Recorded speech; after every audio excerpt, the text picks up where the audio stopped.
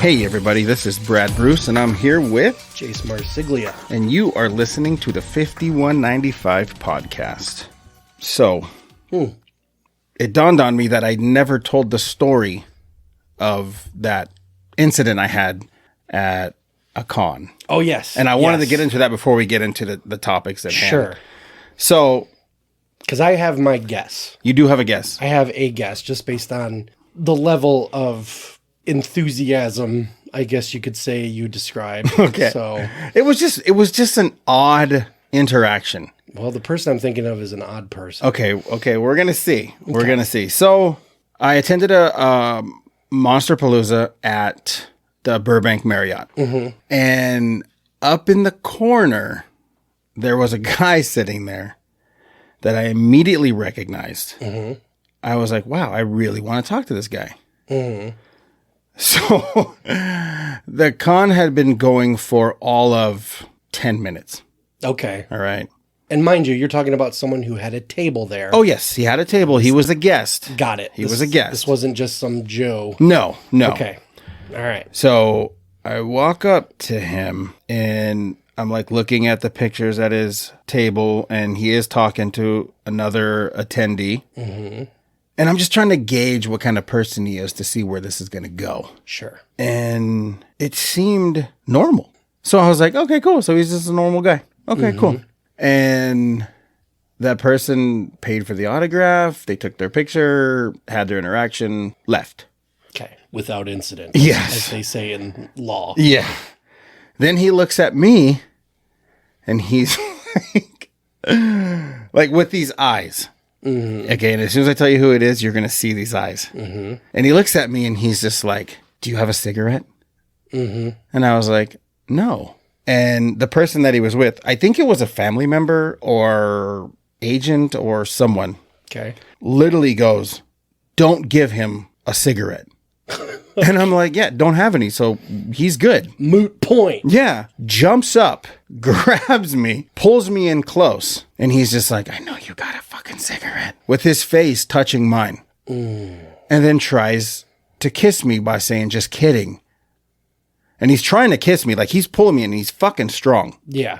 And he's trying to kiss me and I'm just like, whoa. And I put my hand up and I like trying to push his face away from mine. And I'm like, what is going on? So his people come around the table and they're like trying to separate us. And he's like chasing me around. I'm like, holy shit, there's a door right there. I go outside and he follows me. Oh my God. And I'm like, what is going on? And I'm like laughing, but I'm like, this is fucking crazy. I'm like, dude, I need you to fuck off. I don't have a cigarette. Here, eat that. Leave us alone.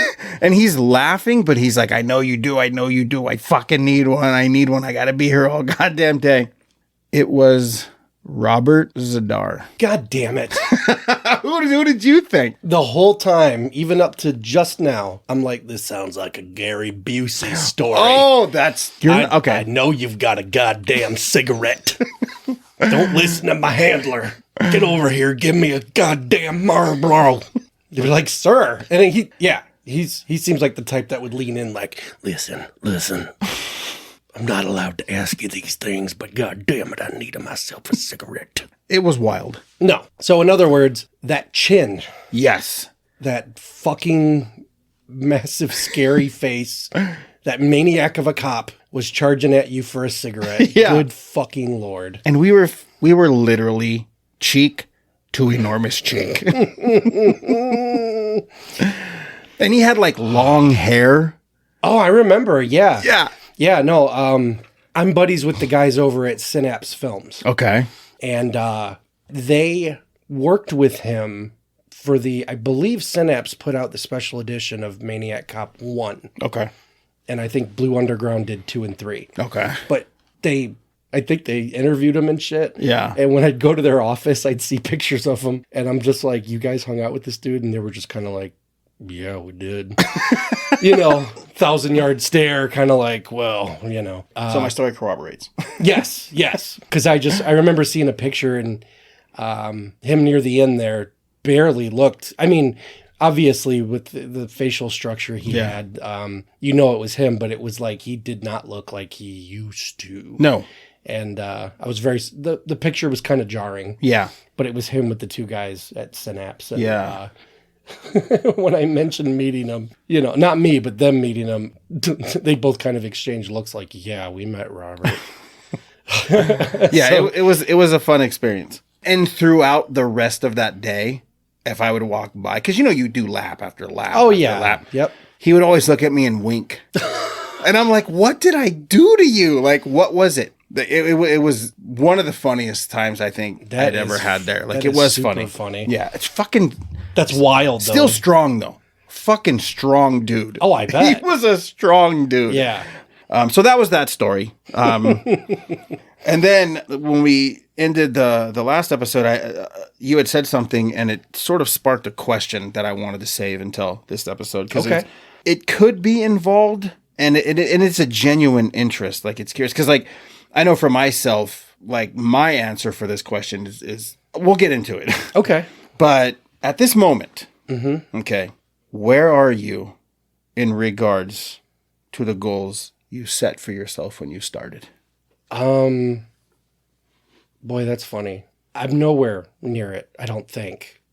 Now, is this pessimistic, Jace, or is this... No, this is... When I got into this, I didn't expect to be a co-host on a podcast that could potentially open doors and get us talking to people, and podcasting in that regard with that amount of potential never crossed my mind. So this is one of the avenues that I wound up at that I wasn't steering for, but I'm like, cool. Yeah. You know what I mean? It's just happy accident, as Bob Ross puts it, because it's off the beaten path. Yeah. And this business is full of them. Sure. And that's the thing. Because if we were to go back to, like, your pie in the sky, initial hopes and dreams, I never really had any. My focus, and this is going to sound so fake, and I apologize, but God's honest truth, my wife and I have always struggled financially in Michigan. And, I work in the mortgage industry, and the mortgage industry tends to fall out from under you all the time.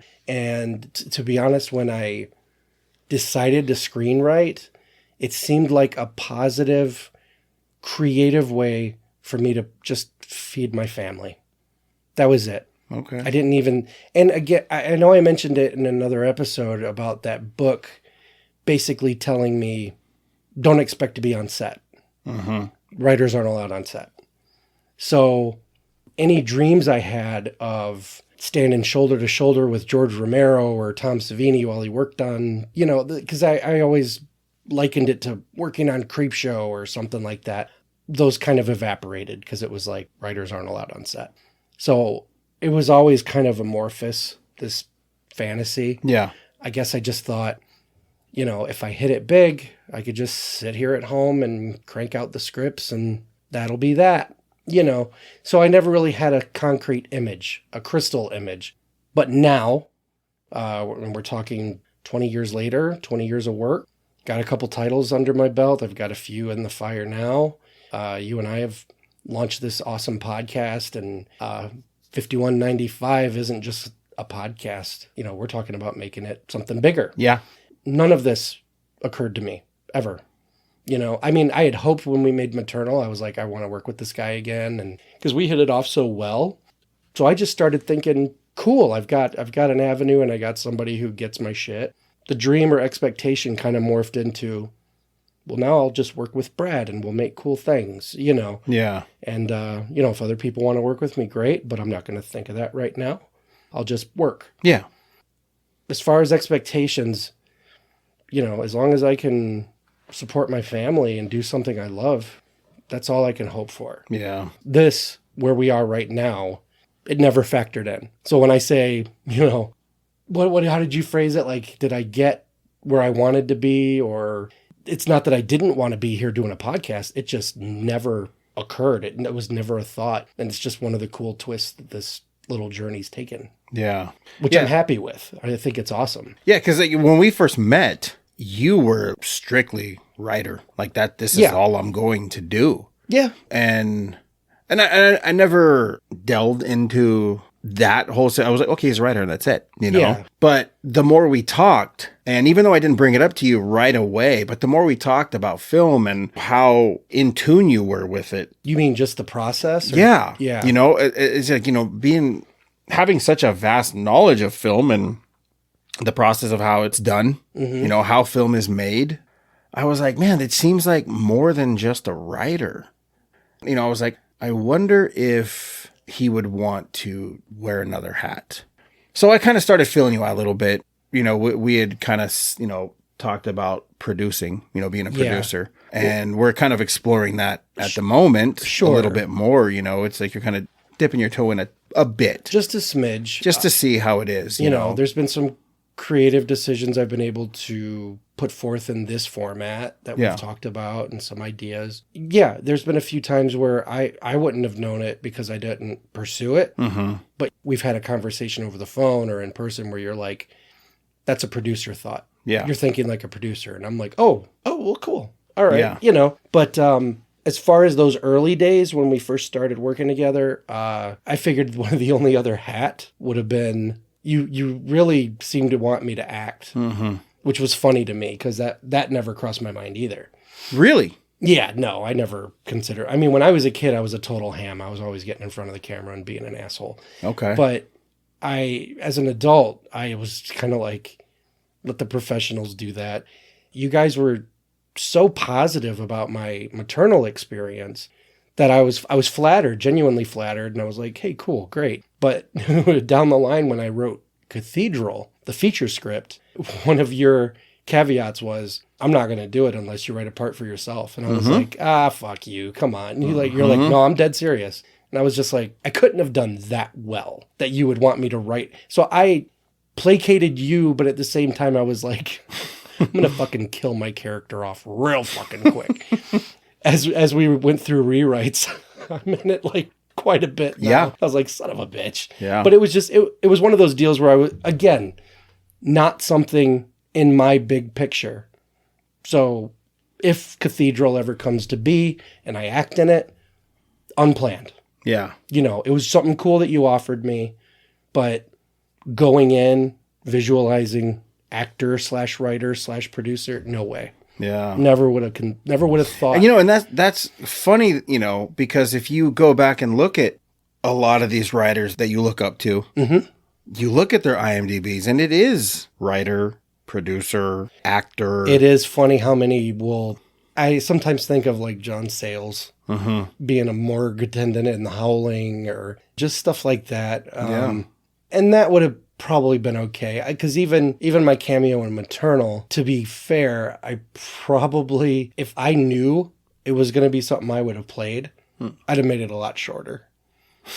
Like, to me, I'm like, cool, I'll do the Hitchcock cameo. You'll see me walking my dog in the background or some stupid shit. And that's the thing, is like, and that's why I didn't tell you, because I knew you were going to tailor it to your needs. Good point. And it's just like, there's just no way. Well played, you sinister bastard.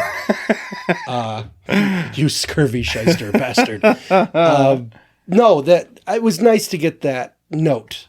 Yeah. From you guys. You know, it was like, but it was genuine. Okay.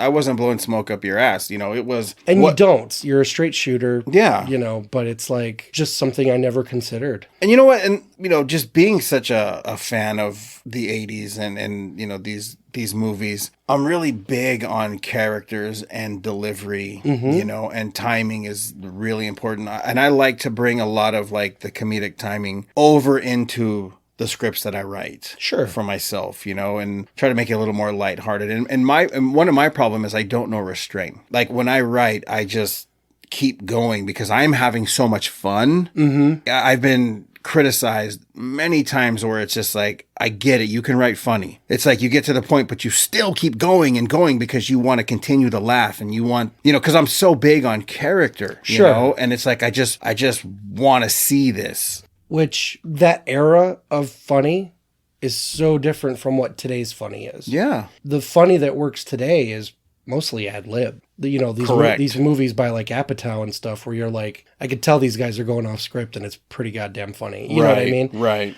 But like the 80s, there was a timing to it to be funny. 80s had a lot of deadpan, which was beautiful, you know, stuff that Leslie Nielsen was doing. Yeah. So, I mean, I understand that. And even to the flaw you mentioned, I do remember reading Vinyl, and two characters, one of them would cut the other one down, the other one would have a quip comeback, and then the other one would be like, I'm just kidding. And the other one's like, I know, that's cool. Cool. You know, and I'm like, you could do away with all that. Right. You know, because it's like, let the burn be the joke. A lot of the stuff that's in Vinyl has come from real experiences. Yes. Yes. You know, so it was very easy to write that because I'd lived that. Like I said, you know, I based the two characters on my cousin and myself. Well, that, and you're supposed to, the vomit draft, they call it. Yeah. You're supposed to just write the way it flows out. And if it flowed out that way, yep, cool. Yeah. But, you know, that's when you go back and you kind of take the realism out of it. I don't want to say that too much, but it's like, no one's going to talk the way we do out here with the hems and haws. And so, I mean, there's a balance. There's a delicate balance, especially when you're writing funny. Right. Like you said, you know, you don't want a joke to drag. Right. And it was also, you know, another thing that I was able to do for myself that I wasn't never able to do in scripts I was writing for other people. Sure. Or punching up other scripts.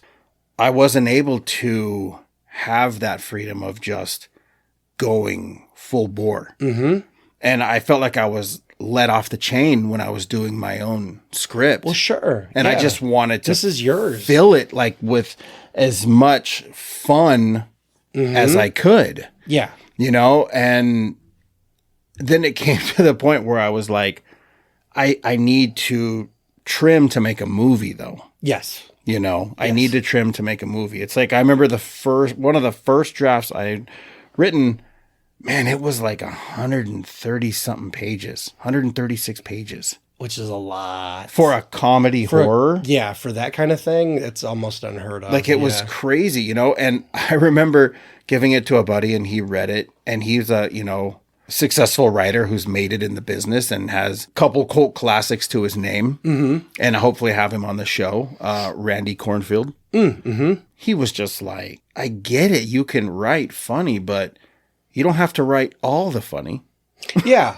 Yeah. It's like, save some for another script. You know, and that's the thing. It's like, especially with the characters that you created for Vinyl, getting to know them as you and I were collaborating on it. They're so well drawn that a joke could end and someone should be able to know how the other one would react. Or by not reacting, that's almost funny too. Yeah. That's why there is a lot of reaction footage that I want to shoot. Oh, sure. You know, because the person that I get for one of the characters, he has to be spot on for reaction. Sure. And when I did the short film, the guy that played him, Greg Dow, oh man, he's just got the perfect amount of reaction and he understands. He got it. Yeah. So now casting this new one, it's going to be tricky because I have a couple different people in mind and it's all timing reaction based. Yeah. You know, it really is because It is. he does do a lot of no dialogue react. And here's the thing. This is what's funny about doing what you're doing with Vinyl. With horror, at least for me, if a scare doesn't work, you just kind of snicker and move on. Not every jump scare is going to get everybody or what have you. When comedy doesn't work, it's so noticeable. It's damn near awkward. How many of us have thrown a joke out there and it got crickets and you're just like, I could crawl into a hole right now. Yeah. You know, comedy, when you don't nail the funny, it could ruin so much. Oh, yeah. And that's the big balancing act you got to do with Vinyl, especially in casting.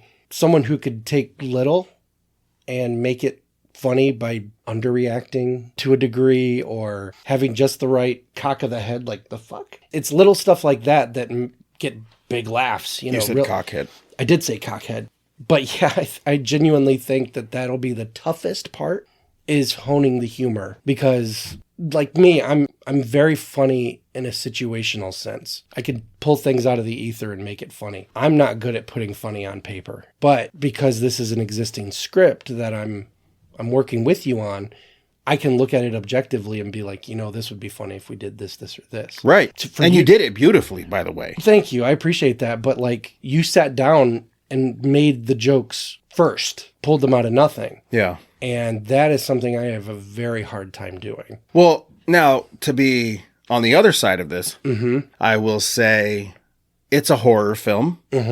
So I wanted to put the scares, the monsters, the violence, the blood, the guts, all that kind of stuff in it. And I'll be honest with you, man, like when it comes to writing a Conjuring-esque jump scare, I don't possess that. Really? Yeah, there's something about that timing. It's like I might be able to see it in my head, but then when I put it down in the script, I'm like, it doesn't work. You know, it's I don't know what it is, and I do have a difficulty writing those types of scares. And you know, it's funny because I do have a couple of ideas. Well, I have one script that's actually a jump scare movie, and I did my best to create jump scares. But as far as like impactful scary, you know, like if you take an Annabelle or the Nun or The Exorcist, like I don't feel it's there. You know, I feel it needs a punch up in of itself. In your work. In my work. Yes, in my work. Because, we're sort of beyond the point of, it's just me. Yeah. That was kind of a big one in the 80s and 90s where the tension's mounting, and then it's a cat. You know, the false scare. Right. And I think that people, myself included, you get spoon-fed so many false scares that the legit ones don't have an impact anymore. Then you get stuff like today where the jump scare almost happens at random. And that's what makes it scary, because you could be in the middle of a conversation and then something blasts out of the wall or whatever. Yeah. And that's been the tricky one lately, is the genre sort of moves away from build up. Yeah. Which is fine, because sometimes just, there's a jump scare in The Haunting of Hill House that might be one of the best ones I've seen in years. And it happens in a car during a conversation. It's a 2-shot. Well, no, it's not even a 2-shot. It's from passenger side window. Okay. You got your driver in the shot, and then in the foreground up by us is our passenger. And they're just talking and having just a regular, I think it's an argument, actually. They're both arguing, and then a ghost launches right in between them from the back seat. Wow. There was no buildup. There was no, we see, a front 2-shot of them and you see a shadow in the back or so. There was nothing to let you know this was coming. Something was in the car with it, And it was so effective that it actually went viral. Wow. That clip turned into a GIF, and stuff like that. Those are the jump scares nowadays that are the most effective, because everyone knows when you're clicking up the ride to the top of the hill, that's the tension building. You got Manfredini pulling the strings, and you're right. Somebody's split up and they're looking behind doors. And we've been fed a lot of that. We've been fed decades of that. Now it's like just the way it would be in real life is you and I are having a conversation and then boom, someone blasts in. In real life, we don't have buildup. Yeah. And I feel like the jump scares are more effective now because they're sprung on you like a mousetrap. Instead of like you're pushing us towards the door we don't want to go in slowly. Which I don't mind. I love the suspense. Nowadays, I think a healthy mixture of the two could make it a really effective, scary movie. Right. And I think with Vinyl, I don't think as of this episode, we haven't gotten to anything real scary just yet. No. The scares, there's a little bit of creepiness at the beginning, but when we get to that point, we'll have some decisions to make. Yeah. And I'm better at writing scares. I'm better at setting them up and executing them. If I see something on the page, I'll be like, what if we do this? And you just let me know if it sounds like it would be a natural thing, But that's one of the cool things about collaborating with you is you're open to the suggestions, and we both have our strengths. And it's like, right. It's a good fit. It really is. It really is. And it's like, you can handle the funny, and I'll pop in with a quip or two, bounce off of it. Yeah. Yeah, if I can help punch up the scares for you, this could be a pretty lethal flick. I think so too. I do.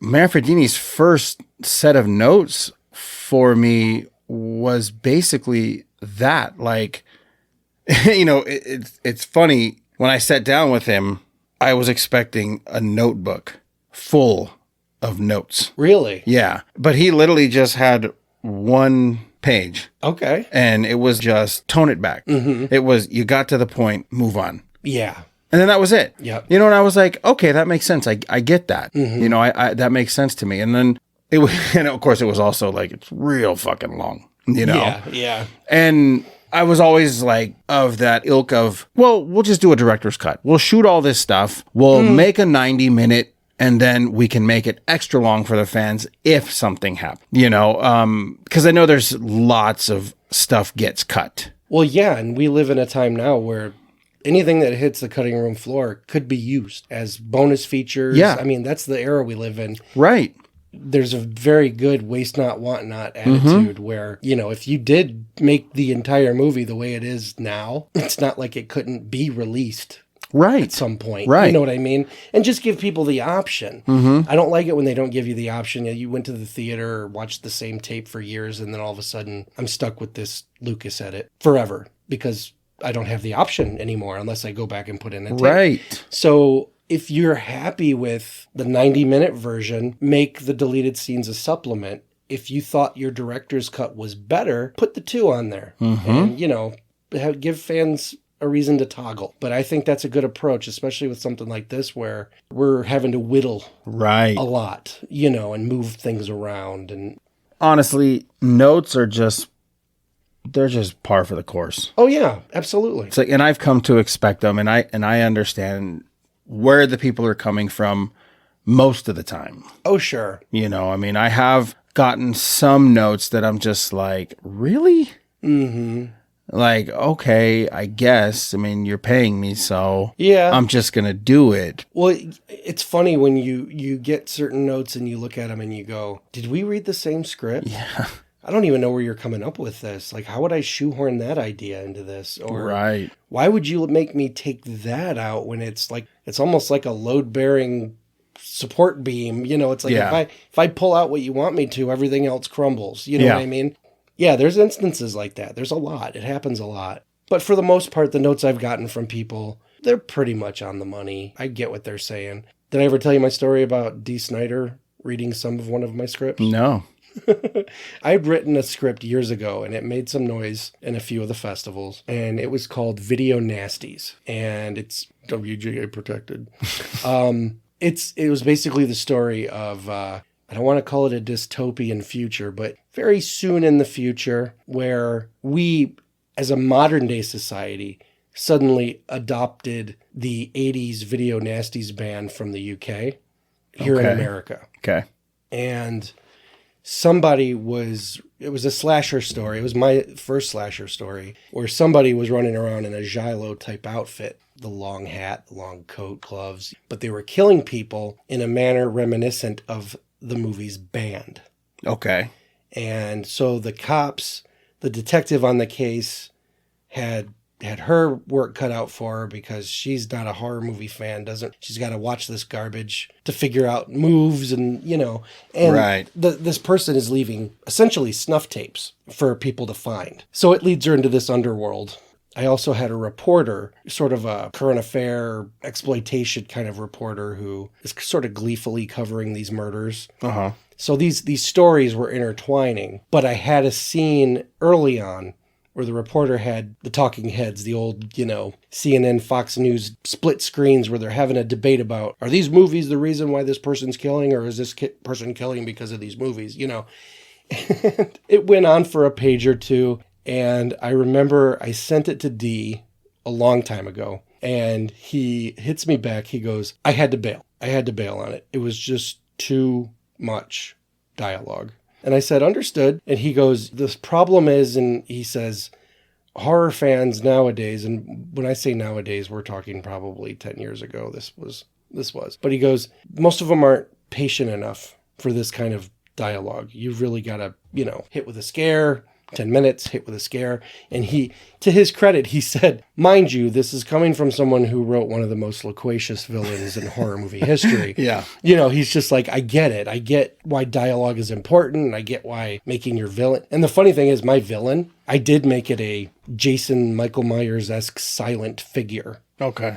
The dialogue was mostly between the cop and this reporter trying to find the guy, and some of the political ramifications of what's happening because this is now a PR problem. Right. You know, I tried to have fun with the conventions of a censorship thing that happened decades ago. That how would it work today? Because back then, you know, you could be arrested in London for owning Cannibal Holocaust or something. You know, you were sent to jail. Yeah.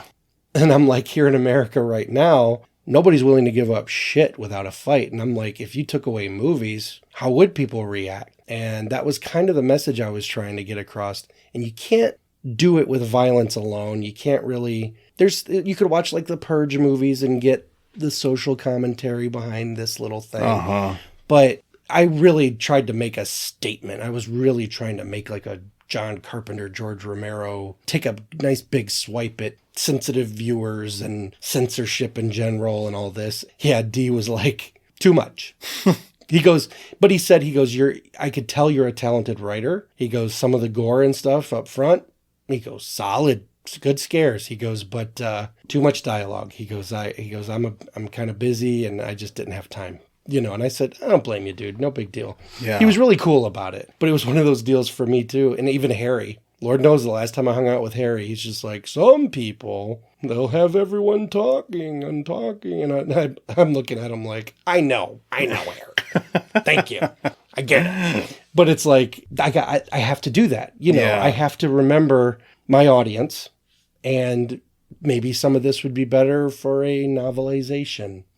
You know what I mean? Yeah, Tarantino's doing it right now. You know, we got the novelization of Once Upon a Time. Yeah. It's like, these aren't bad ideas. These are fun points to be made, but we could put them in other mediums. You know what I mean? We're in a time now where everything gets scooped up and collected for archival. Yeah. So nothing really gets killed now. I don't think. I got no problem meeting in the middle and trimming shit. Yeah, no, neither do I. Neither do I. It's just the compromise you got to make anyway. Well, yes, and you got to learn that because when I first started, the first thing I had ever written, the script-wise, I wrote it by hand on a legal pad. And I wrote it almost like play form, like theater. Really? Because I didn't understand script formatting. I didn't have a book. I didn't have a program. I didn't have anything like that. And so I was going to write this thing on Word once I got done. I've done that. Yeah. And that is arduous. Yeah, I could imagine, you know, and you know, the first script that I wrote, I wrote it from a place of I'm writing something that I want to see. Yes. And that's good and bad because I didn't know what I was doing.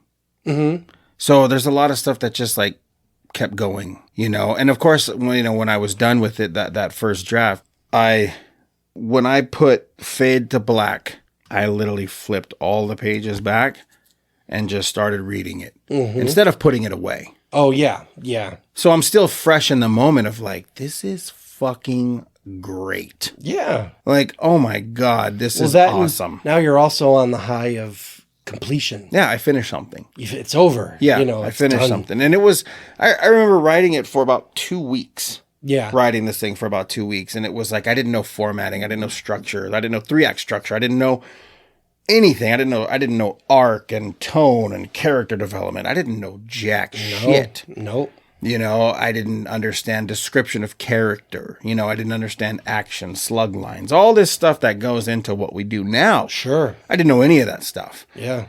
So I was just writing. Consider. I'm coming up with names and this is it. No backstory. I had given it to a couple of people and they were like, this is cool. But they also weren't in the film industry. They were just like friends. Yep. You know, and it's funny because it's still Kimmy's favorite piece I've ever written. Really? She's just like, I hope you make this one day. I've got a couple of those. Yeah. She's like, it, and the story is, it's not horror per se as it is crime, drama. Which I love. But also very dark. Very, like it would have been perfect in the 70s. Ooh, just the decade of grit. Yeah. Yeah, that would have been cool. You know, so, but now, you know, it's like where I am now, I'm much more open to suggestion and collaboration. And yeah, because most people only want it to be your best. Yeah. You know, they just want to help you. I know sometimes collaborations are foisted upon us. But when you get a good pair going like you and I, we get this, we kind of have the same sense of humor. Yeah. Grew up on the same stuff. So a collaboration between us makes a lot of sense. It definitely does. But I get that, I get how sometimes the notes are just, okay, and it's hard. It's a hard pill to swallow, especially if you're just starting out, but you gotta look at it big picture. Because once this script gets okayed, there's literally going to be hundreds of people having their own copy of it. Oh, yeah. Adding their own this or that, or you may have not had an idea about what everyone looks like. And then there's wardrobe who's like, how do you want me to dress these people? Right.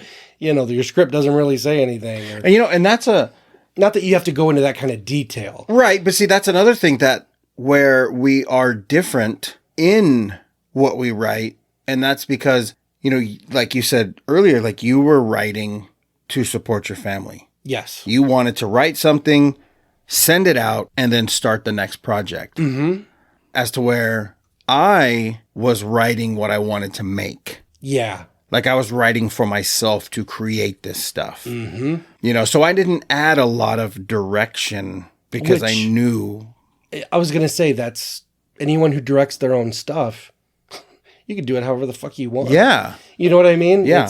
That's yours. So have at her. Yeah. So I knew what I wanted. So when I was writing for myself, it's like, okay, I know exactly what's going to go here. I know what this person's going to look like. I know what this wardrobe's going to be. Yeah.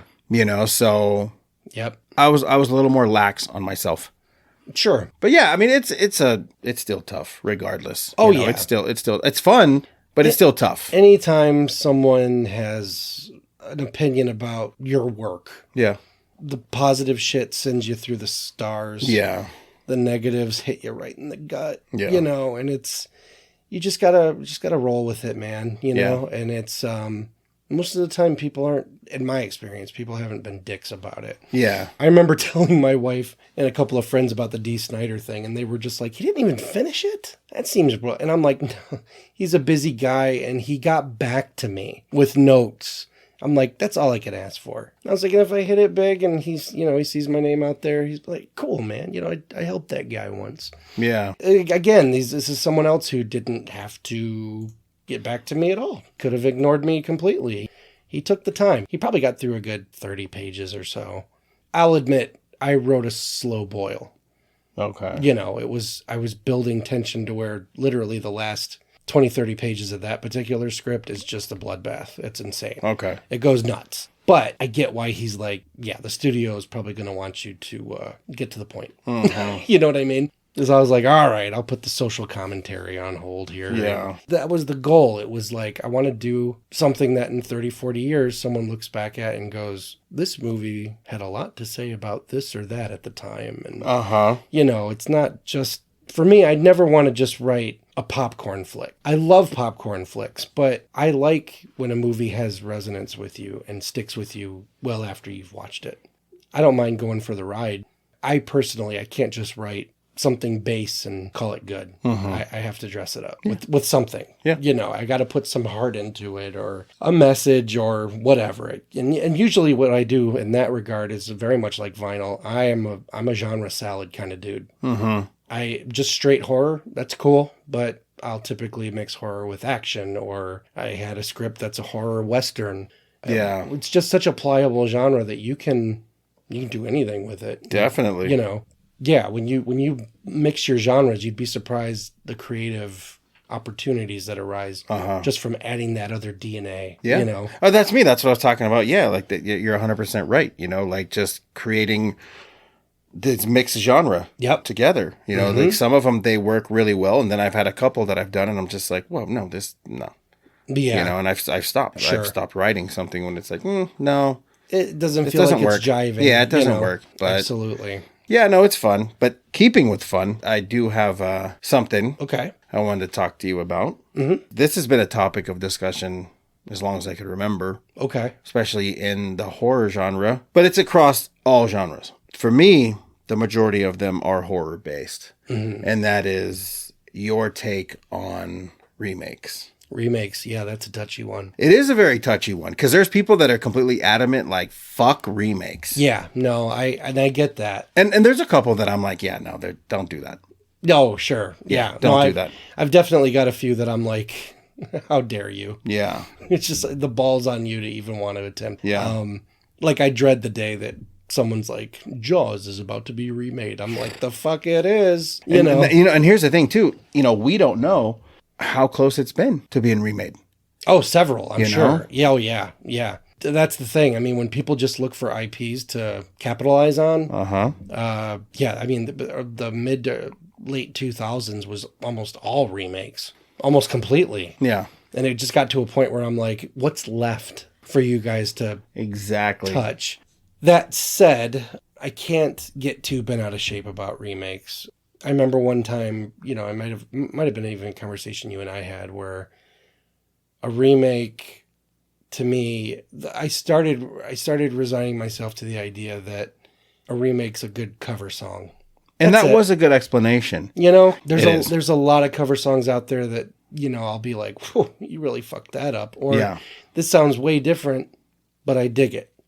You know what I mean? Mm-hmm. And like one of the most polarizing ones for me that I still to this day, I'm not sure how I feel about. And this isn't even a movie. Yeah. But it's in keeping with that thing. When the band A Perfect Circle covered John Lennon's Imagine, and they made it this funeral dirge kind of low piano. And it was like they took a song that was so hopeful and beautiful and thoughtful and didn't change the lyrics. It's the same lyrics, but they turned it into something dark and menacing. And suddenly the tone of those lyrics, it gave you a different view. Yeah.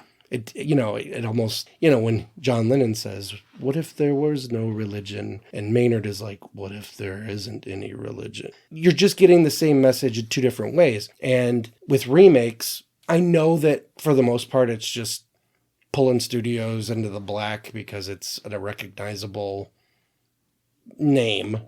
And they probably don't give a big shit about it. Well, it's safe to make money. Yes, it's safe.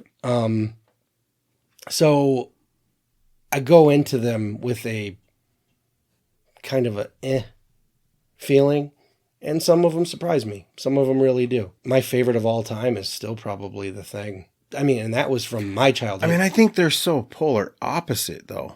The original and Carpenter's? Oh, yeah. Yeah.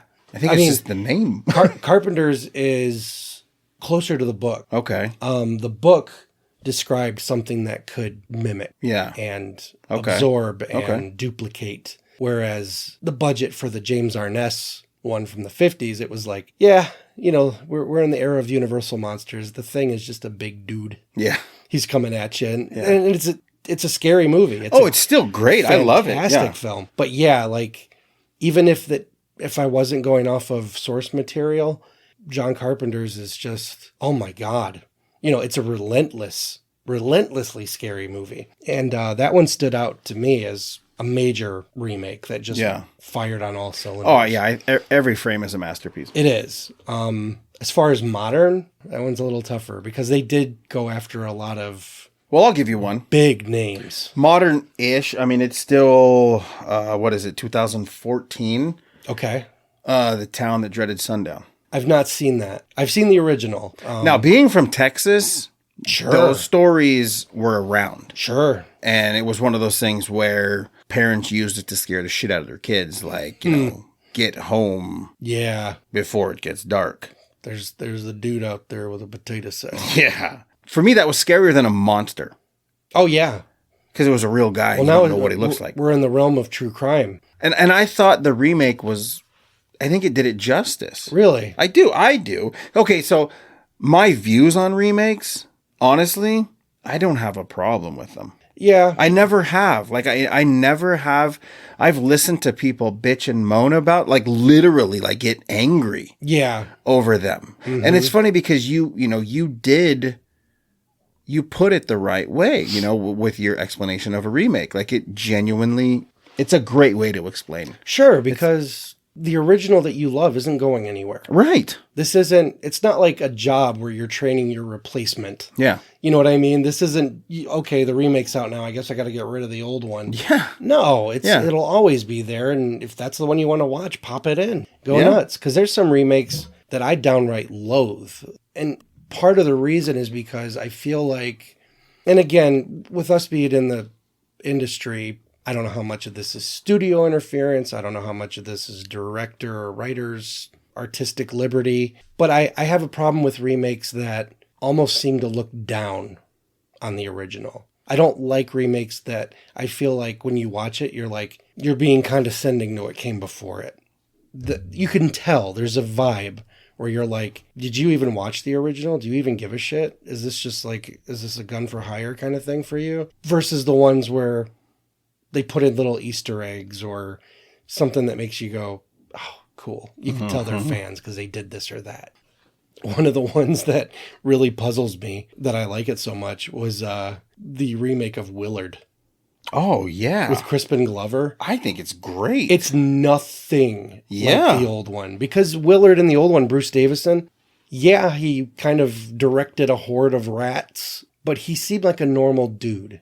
Crispin Glover is like whacked out, and he's very creepy looking and gaunt, and he just looks like a weirdo to begin with, and then he gets rats to do his bidding. Yeah. And it's just a very dark, weird film, and to put them side by side, it's light and day. But as a remake, I was kind of like, this was kind of cool. Yeah. This was fun. So I enjoyed that one. Yeah. You know what? I have a pair Sure. of remakes that, like, a comparison that I think they never should have made. Okay. And it's the 53 House of Wax versus the 05 House of Wax. You got Vincent Price and then Paris Hilton. Yeah, I know. Yeah. That shouldn't have been made. Well, they kind of hillbillied it up too, didn't they? I mean, I like the idea of a whole town of wax, this deserted, creepy town. And, I like the idea of the victims being turned into statues and shit.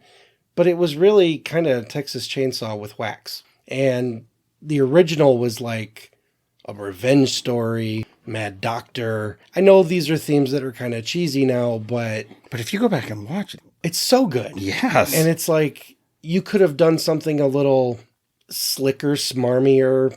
It could have poked fun. Like, I almost feel like the best wax movie to come out after Vincent Price's was Waxwork. Oh, yeah, hands down. Because you have fun with the idea of the wax museum versus in the 2005 one, it's a town made of wax, but you're just telling a slasher story. If you took out the wax part, it's no different than Wrong Turn or anything like that. And that's why I didn't really care for that either, because it was like, you didn't do anything original with this. It almost felt like the wax shit was an afterthought. Yeah. So I didn't care for that. I'm also not a big fan of, and this is Dark Castle too, I believe, 13 Ghosts. Oh, okay. The original 60s one, to me, it's so goofy and funny. Yep. And it's just it's really a family ghost movie. It is. It's for kids. But when I went to the new one, I was like, I remember thinking, this is rated R, so we're not fucking around. This isn't going to be like the other one. And when you thumb through Fangoria and you see the wicked goddamn makeup for these 13 ghosts, everything looked like something out of Hellraiser. It was like all these things would look nuts. And then you go to the movie and these ghosts are shown in quick, almost seizure-inducing flashes. And I'm like, I can't get a good look at the ghosts. Yep. Everyone's just running around screaming. The house is a big Rubik's Cube. I was just kind of like, there's too much going on. It's sensory overload, and yet I'm still not getting what my senses wanted. Yeah. And it just, I hate movies that go everywhere and nowhere all at once. And to me, my favorite thing about that was just Matthew Lillard. He got all the good wisecracks. Yeah. He was the only one with a brain. For some reason, Shannon Elizabeth's obsessed with bathrooms. Yeah. That was her character's entire arc. I hope this place has a bathroom. My God, Dad, look at this bathroom. I'm just like, what the fuck? I was like, what a weird hang up to give a character. Yeah. But it was just, that was disappointing because I felt like it just missed the mark. Right. You could have done something more in tune with the original. You don't have to be that cheesy. You could have even still made it rated R, but it doesn't have to be MTV. Mm-hmm. And that's what a lot of those early ones felt like. It was just flashy. A lot of early 2000s, just not even remakes in general, but just horror films. Sure, just the flashy, hectic, herky-jerky. It was all MTV. Yeah, and I couldn't get into it. That to me was a good example of one where I was like, why'd you bother? Yeah. Another one of why'd you bother for me was the 2010 remake of Nightmare on Elm Street. Mm-hmm. I only seen it the one time. I've only seen it once. Yeah. I don't remember hating it. And I had to give Jackie Earle Haley credit for being imposing while knowing nobody's going to accept him. That had to be hard. It's not like Derek Mears picking up Jason. Right. For his remake, which I enjoyed. Yeah, same. I really enjoyed the Friday the 13th one. But Nightmare, there was a lot of good ideas, a lot of cool effects, but it just kind of existed. Mm-hmm. And I couldn't really... The needle didn't really move for me. No. But there was one line I remember taking from it where Freddy's got the one kid and he goes, what did he say? The brain stays awake for like 8 minutes after death. So we still have 7 minutes to play. I just remember that was such a chilling thought. And I was like, that was cool, yeah. you know? And then of course the last stinger kind of through the mirror doing the mom through the door kind of thing. Yeah. Cool. There were things about it I liked. Visually, it was a cool movie, but it was like, you guys kind of forgot what Freddy was all about, I feel like. You know, it was... And, you know, spoiler alert for those of you listening. They kind of made it look like he was an innocent man at first. Yeah. And that could have been so much better. Instead, he did wind up being a creep. Right. And I'm like, oh, well, then you just kind of... You teased a new angle and took it away. Because what if Freddy was innocent? Right. And this is what I think. If you're going to do a remake, why not do a reimagining? Yes. Where take the substance, take the characters, and just go in a different direction for fantasy's sake. Sure. We have the original that we can, covet. Mm-hmm. But then we have this that it's like, oh, it's something, something cool. Like the end of Once Upon a Time in Hollywood. It's like he took this dark moment in history and made it to where everyone... What if the multiverse let us see what happened that night? Yeah. In a different way. So it's like, if you do that with remakes, okay, that's cool.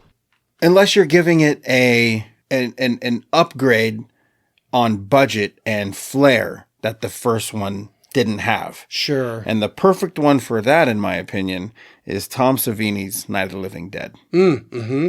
Now, of course, the original one is a classic. Mm-hmm. Of course, that goes without saying. Yep. But the version that Savini gave us is one of my favorite zombie movies. Mm-hmm. And one of my favorite remakes. I think it's an amazing film. It was solid. It's been a long time since I've seen it. You know what? I revisit that movie more than I thought I would. Really? I saw it in the theater in 90 when it came out. Did you? And obviously then, VHS.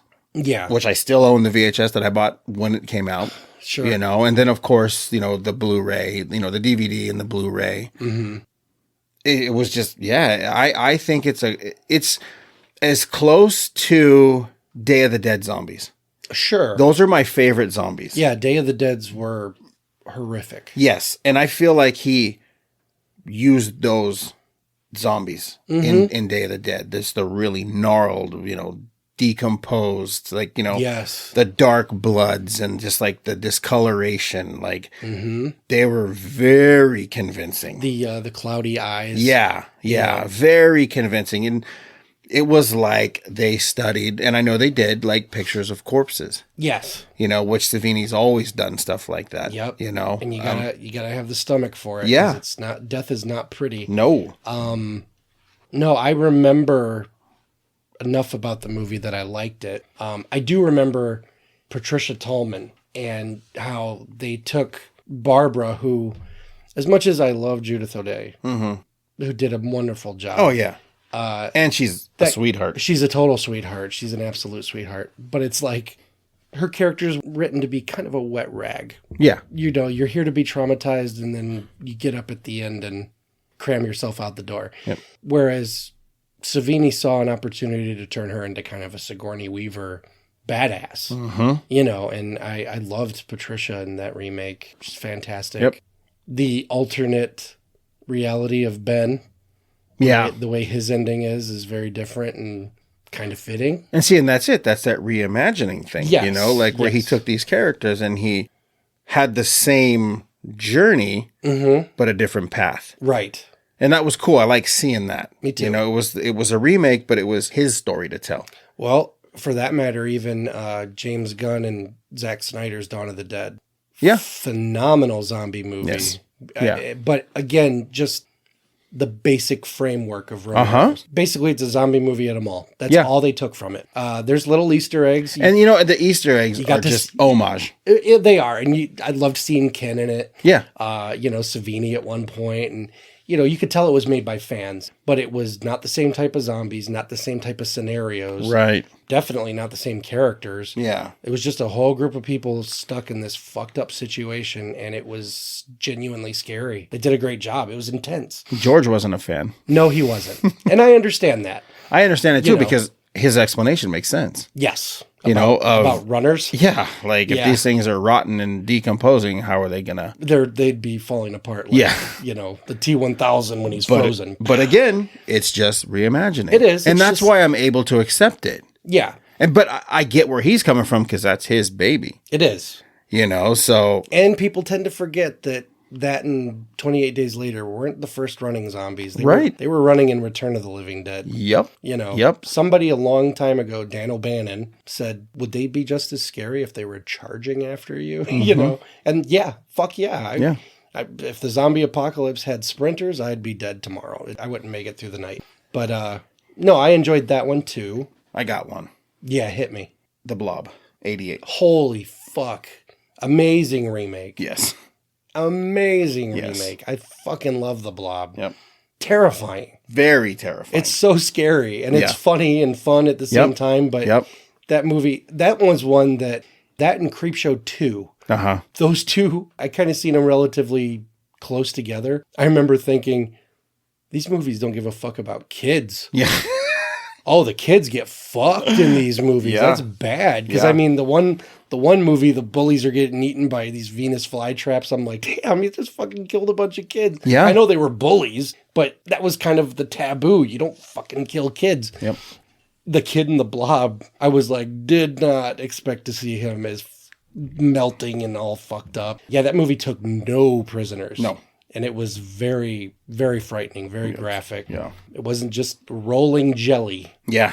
This thing could rip you to pieces. It was just, oh man, what a brilliant movie. It was. That one's definitely up there with like The Thing. Yeah, for it sure. definitely is. You know, that's one that I think audiences went into similarly, like, what is this? And came out kind of like, holy shit. Yeah. Yeah, I love The Blob. Great film. To go back to kind of your taking a theme but changing it, I'm one of the few that kind of dug the new Child's Play. Oh, so did I.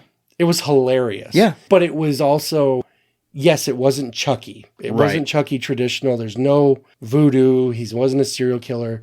He was basically your Amazon thing, you know, the computer, Alexa. He was basically a walking, talking Alexa. And basically, I love that the movie was just more or less riffing on social dependency.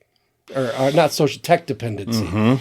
And that was the message. And it was like, one of the things I didn't expect when I went and seen that movie was when Chucky did want to kill something and they attacked him for it, he watched them laughing at the slasher movie. Yeah. So I was just trying to make you laugh.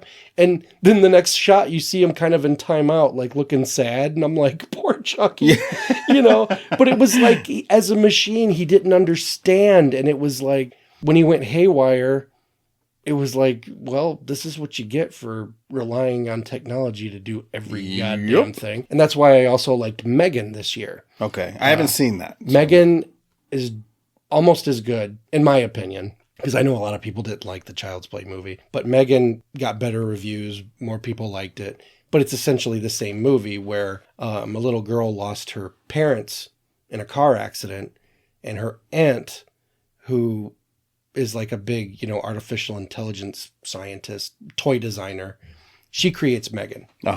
And Megan is just supposed to be sort of a companion, almost a Teddy Ruxpin. Megan will study your temperature levels, your anxiety, and try to make you feel better if you're sad, or explain something if you don't understand it. Just a very cool concept. But then the little kid it's like little kids with video games. Okay, turn Megan off. We got to eat dinner. No. Megan sits with me. And then all of a sudden Megan's like, why are you yelling at my friend? You know what I mean? And Megan never goes anywhere you don't 100% expect it to go, but it's so much fun and so well done that I didn't give a shit. And I thought it was, to me, Megan and the Child's Play remake could be sequels. They're a good double feature there. Okay. So yeah, if you liked one, I would imagine you would like the other. Okay. But yeah, I do enjoy that whole tech dependency thing because it's such a thing right now. Yeah, especially it with definitely our kids. is. Yeah. So I was like, yeah, I dig a horror movie that kind of goes, you know what? Unplug or it's going to fuck you up. Yeah. No, that's cool. That's No, cool. it was. I really enjoyed that. Well, shit, I think it's about that time. Yes, sir. I think it was a good discussion. Yep. It As was always. cool. It was informative. It's good stuff. Don't be so hard on remakes. Yeah. Just give them a shot or avoid it. Yeah. Because at the end of the day, regardless if you don't like it or not, from where I can see it, I know you can see it, there's hundreds of people that are making these things, and it's like they're still busting their ass to make something, and like, no one sets out to make a bad film. Exactly, so don't watch it then. And you know what? To the horror fans out there, quit climbing on the cross and acting like this is the only genre that does it. Do you know how many Westerns have been remade? Oh, yeah. How many action films, family movies, comedies? Remakes are every fucking where. Everywhere. But we're horror fans, so we see them the most in horror. They're everywhere. It's going to happen. Yeah. No matter what. Just look at it like a cover song. You can either bop along to it, or if it didn't do it for you, go back and listen to the other one. That's it. It's still there. Yeah. It's not going anywhere. Nope. So... all right, man. I guess I will see you next week. Yes. Maybe next week we could just remake this episode. Hey-oh! All right, man. Well, until next time. See you guys.